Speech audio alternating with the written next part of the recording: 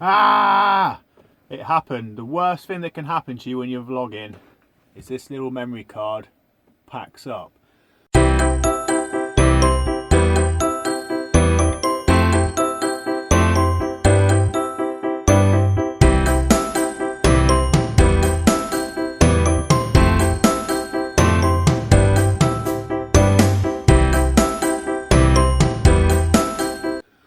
I've had several of these go down over the years. I never seem to get on with them that well. They do corrupt quite easily in my opinion, in comparison to the ones that go in the cameras, these, which very rarely do I ever have a problem with these, touch wood.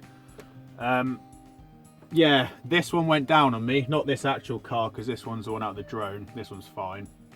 But I had a SanDisk Ultra, this is an Extreme, which went down on me. I had about 4 vlogs left from my trip to Europe. Loads of pictures, all the pictures on my phone, well most of them, music, loads of other files. And I had a big problem, basically I lost my phone a few weeks after I came back from Europe in the van, and although luckily I had the memory card out of the phone, because I didn't have a phone with me, I tried putting the memory card into an old tablet to load it up and do some stuff on it, and in the process of going in and mounting it, it kind of corrupted all the files, and when I plugged it in the computer, it came up with no memory, nothing on it, just showed a blank card, and all it kept saying was needs formatting, no data on it whatsoever, not even barely recognised by the computer. Yeah, absolute nightmare. I had so much footage on there that I still had to use. In the end, luckily, I managed to recover it. I managed to get all the files back off it. Now, this is a warning and a message to back up your data. Don't just think it's not going to happen, because at some point you will lose a memory card. It will go down. I'm pretty bad at getting all the files off the memory cards after I use them. I'm normally pretty good at backing up my computer with the files on it. I've got a NAS drive, Western Digital 3TB NAS drive, which the computer most of the time automatically backs up to it. I normally have the desktop on automatic backup to it, so any files that go onto the desktop get backed up. But that only works if I take the files off the card, and I didn't, because this laptop was full and I was away in it and I was just rushing around. It never happened. So this video is going to be a quick look at a few programs and how I use them to recover the data off the memory card, and then how I managed to kind of do a few blogs from it. So one of the programs on here I used to recover some of the files, and I managed to do a vlog from it, the one that I went to Ponte di Solti when I was in Switzerland. That is all recovered files, but there was a few clips in there and a few images that wouldn't recover, so that is a bit of an odd vlog. It's a bit short as well, and there's no B-roll in it really because of that reason. When I went on to do the other files further on, I literally couldn't get anything out of them. I couldn't recover them properly. None of them would play. I spent hours trying to get video fixers to fix them. I just couldn't do any more from that. I would have lost all the data.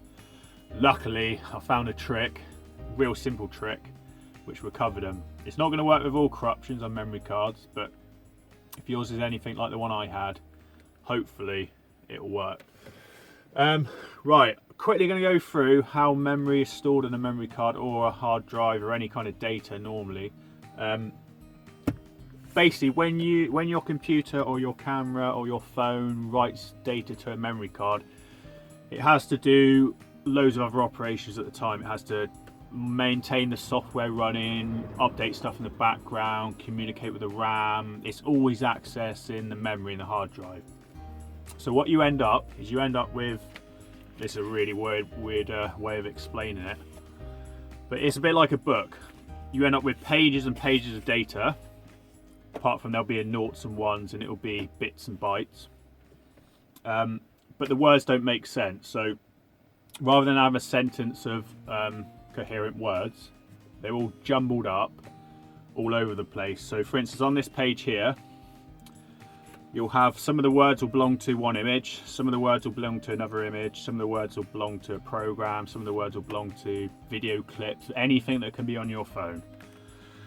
And what it does is, as it's writing the image, because it has to do things in between, you get bits of data in between the words or in between the stuff on the page, which corresponds to things that aren't the image it's saving, or isn't the video it's saving, or isn't the program it's saving, or the data, whatever it's accessing.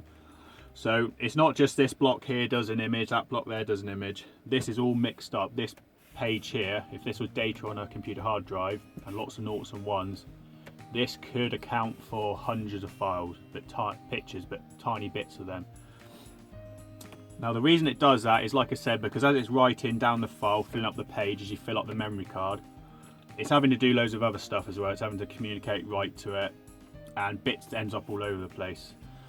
Back in the day with hard drives that were a lot slower than memory cards, because it was written on a disc, a round metallic disc,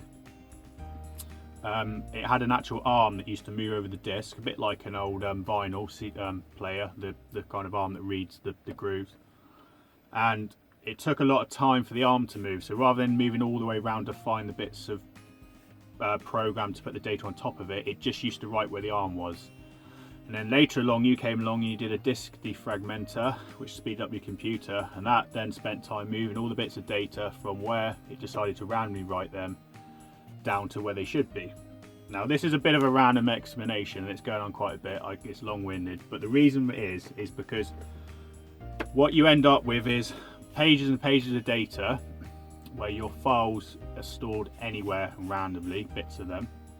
So you need something to tell the computer what bits of data belong to what file, program, picture or video, or whatever else you got on your phone, music file, and you need a thing that they call a file allocation table. It's a register of what bits of data, or what words in this case, belong to what programs, software, pictures, whatever it is. Sometimes what's happening is because that data file, that register, is always being accessed. If your memory card gets corrupted, all that happens is that data, that registry, that file allocation table will get corrupted. What that means is, although your card looks like it's ruined, it looks like it needs formatting, you look like there's no data on it, the data is still there. It's still there in all these mixed up words. It's just the register, which tells the computer what belongs to what, has got corrupted. So a lot of the time this happens. You might lose a tiny bit of data which just relates to one picture, but at the same time it'll mess up the registry file, so everything else on there looks like it's gone, but it's not. You can save it. Right, explanation done. First thing I did, obviously put it in, try getting any of the programs off it, nothing would work at all. So like I say, it just looked totally corrupted. So first thing I downloaded that kind of worked, I'll start the screen recorder on this and I'll be able to show you what I'm doing then. You should be able to see it. Oh no, it's not liking that.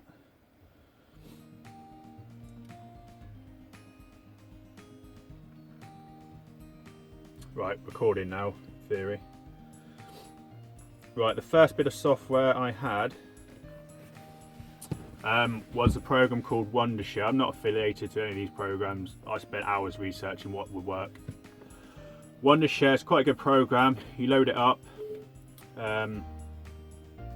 It's called Wondershare Data Recovery. So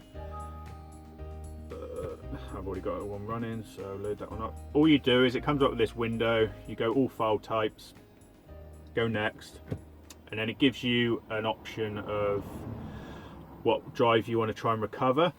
I've not got any of the memory cards in the laptop at the moment, so it's not going to recover anything anyway. There's nothing to see. But basically it'll come up here in external removable device. It found my memory card, but it showed it as like a blank drive. When I tried to recover it, it still said there's no data on it, and then there's an option on here to do a deep scan.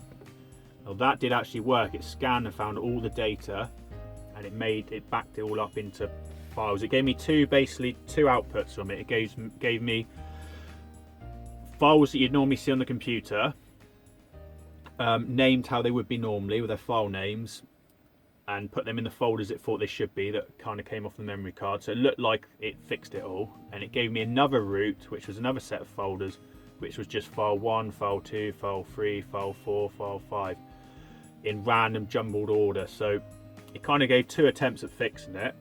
I've managed to get most of the images off the card from this. Most of them worked, most of the music files worked, and probably about a third of the videos worked. So it did work, it didn't get everything off it. So what I was left with is video files were there, they had size, they had data in them, but they had bits missing, corrupt bits, and they wouldn't play properly. So the next step was try a video repair tool. This one here is Stellar Phoenix Video Repair. Now this one here looked like it would work. It looked like quite a good program. People online gave it a lot of good reviews, but it didn't really do much with my my files. But because everyone gave it good reviews, I probably will say try this one. That's Stellar Phoenix Video Repair. Again, you just go add the file, put it in, and it will attempt to repair it. Give you the output file. Like I said, that didn't work. One I did manage to get to work was this one here. I can't remember where I got this from. It's not really got a brand name on it as such, but it's just called Video Repair. Now you load this one up. It's in a zip drive. When you download it, it comes in a zip drive, so you just got to load it up. You get Chinese or English. It says it's demo mode, so it can only do 50%. There is a way of sneakily getting around the demo mode by duplicating the file and increasing its size, but yeah, I'm not going to get into that. But if you really want to, you can Google it.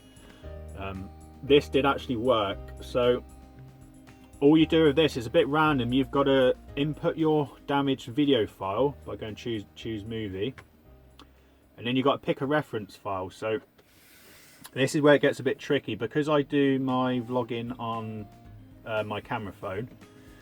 There's quite a few different ways the videos come out. So they all come out as MP4s, I think.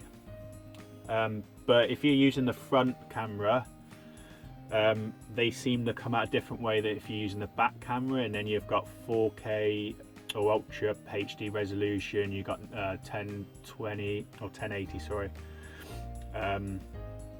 Resolution. It seems to make a difference if you've got the HDR setting on the camera. You end up with about 5 or 6 different file formats. If you're doing a time lapse, it's a slightly different file format. So what I had to do is I had to get 5 or 6 reference files that were working off the phone of different types, of the way I'd filmed them. So like I said, front camera, rear camera, time lapse, different quality settings, and each file I had to run through one of those through the reference movies until I got a file that worked. So it's really time consuming, but I did manage, using this program, I did manage to recover enough files to do a vlog for Ponte di Salti. So what I'd recommend is using these programs first. Get as much data off your card as you can, recover it to somewhere you got some space, stick it on an external hard drive or something. Once that's done though, if it still doesn't work, hopefully this will. Now this is a really simple trick. I'm not sure if it's going to work with Adobe products. I don't have any Adobe products. Sorry, not Adobe products. So not sure if it works with Apple products. I've not got any Apple products, and as far as I know, although I'm probably wrong, you can't do command prompts in Apple products. You might be able to do, but as far as I know, you can't. So what you have to do in a Windows PC, if you go to the Start menu, you type in CMD, and then you have to go where it says C, which is a command prompt. It's a DOS prompt. It gives you more access to some of the Windows features. You need to go up to it, right click, run as administrator, go yes. And then what you need to do is you need to do a check disk of the drive and then I think if you put /F, it will fix any issues it found. So it's CHHK DSK. I think that's it. I'll just check. No, it's not. What is it then? Yeah, sorry about that. Yeah, you have to type in CHKDSK, which is Check Disk, which is an old program that's been on Windows for decades. What it does is that'll check through the drive, see if it can find any errors, and it will attempt to fix stuff like the FAT or the file allocation table, the registry, or any other thing it can find wrong with the disk. So it's CHKDSK space. Now I've got H 2 dots. Is it colon? I'm not sure. I can't remember. What that's doing is it's telling it's got to check on that drive H. So what you want to do, if you go back into the address bar or the start menu, type in computer, you want to look at what drive you're using. So if I just put in my my SD card in the side of the computer, wait for it to appear, there you go, my SD card is D drive. Get rid of that. I hate Lightroom for this. Yeah, so EOS Digital, it's the card out my camera, and it's got D there, so that's D drive. So if I wanted to fix that drive, what I do is I type in check disk, and where it's here, I just type in D.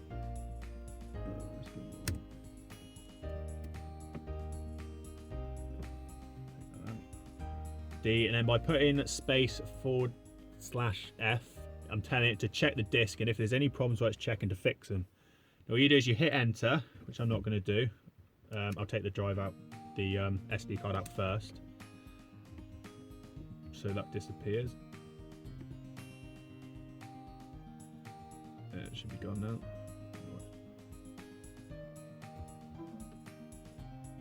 Yeah, right, that's disappeared.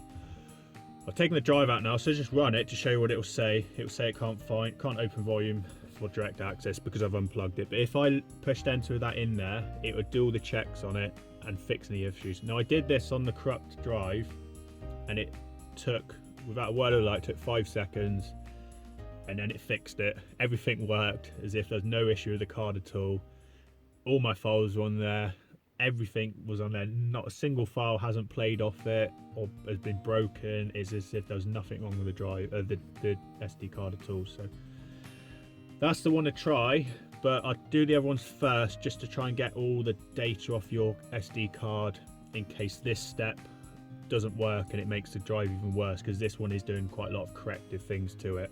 It's not just recovering the data, it's actually doing things on the drive or the volume that could potentially make it worse. So yeah, hopefully that'll help you if you get in the same situation. Hopefully it'll allow you to try and fix a drive, try and recover some of your files. But the main thing from this situation is just make sure you back up your stuff, because it can literally happen at any point.